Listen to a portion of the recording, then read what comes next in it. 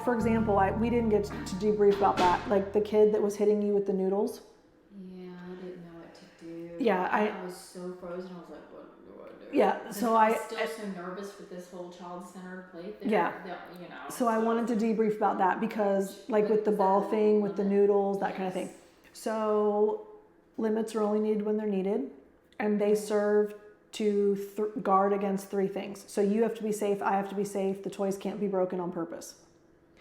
So in that scenario, I would never, this is a personal thing, I would never set a limit on getting hit with a pool noodle. Like that, I would never ever set a limit on it. Because it wasn't hurting. But some therapists would absolutely not tolerate it. Really? So it's really kind of a personal decision. Okay. But I would never, I mean, I get into noodle fights with kids. Like that is not something that I care about. I let my kids shoot darts at me. I mean, so I'm much more, I think, permissive with aggressive play than other therapists might be. Okay. You're going to have to find your own threshold, but just know the more permissive you can be, the more therapeutically valuable. So if you are constantly setting limits and you're constantly saying, well, this makes me uncomfortable, I don't like this, it actually limits their ability to play things out. They're going to hold back on me. And they're going to feel very constrained. So the more permissive you can be, and a lot of it just comes from knowing the kid, knowing that you can trust them. Like that kid was never going to hurt you. No. You have kids that they will absolutely hurt you. So you have to learn who is the kid that I never need to set a limit with and who is the kid that I do need to set a limit with. But a pool noodle, in my opinion, never deserves a limit. But I know you didn't know how to handle it. And so like when you, and it was funny because you said, do you want to hit Bobo? And he goes, no. And I was like, and that's why we don't ask questions. So that cracked me up. I was like, well, lesson learned there. This kid's hitting her with the noodle and she goes, and she's like, do you want to hit Bobo? And he goes, no. And then would you like to choose Bobo or me? Yeah, he's like, no. So that's where if you actually needed a limit, you would set one, right? And it would be, you really want to hit something with the pool noodles, but I'm not for hitting. You can choose to hit Bobo instead.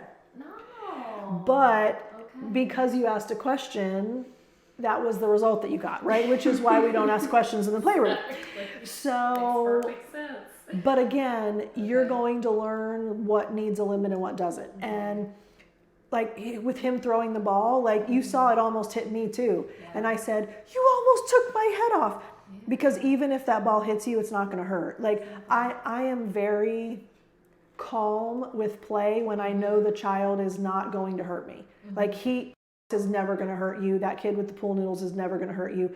My kid that trashed my room, he would hurt you. You have to show a picture of that. That is a bruise from him. I have a massive lump bruise on my shin. Oh, he lost his mind. Literally. And not in like it was a very therapeutic session. But you should have seen my room. You should have seen me. I was.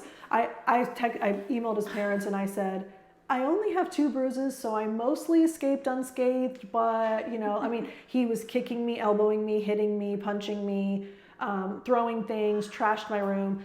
He is a kid that like, if he starts hitting me with a pool noodle, in my head, I'm constantly going, if this escalates to a certain point, there's a limit. Okay. So you'll just learn per kid who you trust and who you know cannot regulate well. Because I feel like my knee-jerk reaction would be to defend myself, right? Mm-hmm. So that's going to be something I'll have to learn. Well, and so I think a lot of it is internal work. So you have to prepare yourself mentally and emotionally for aggressive play in the playroom. It happens all the time. You need to be ready for it. You need to be okay with it. You need to know where your limits are. Like if I'm really uncomfortable with this, I need to set a limit. But most of your kids have a relationship and care about you enough that they're not going to intentionally hurt you. But whenever you feel uncomfortable, you do need to set a limit because The questions you ask to determine limits are, is this limit necessary? Can I consistently enforce this limit? And if I don't set a limit, can I allow this behavior and still accept the child? So can I let you keep doing this and still accept you? If the answer is no, then I have to set a limit on this. Okay.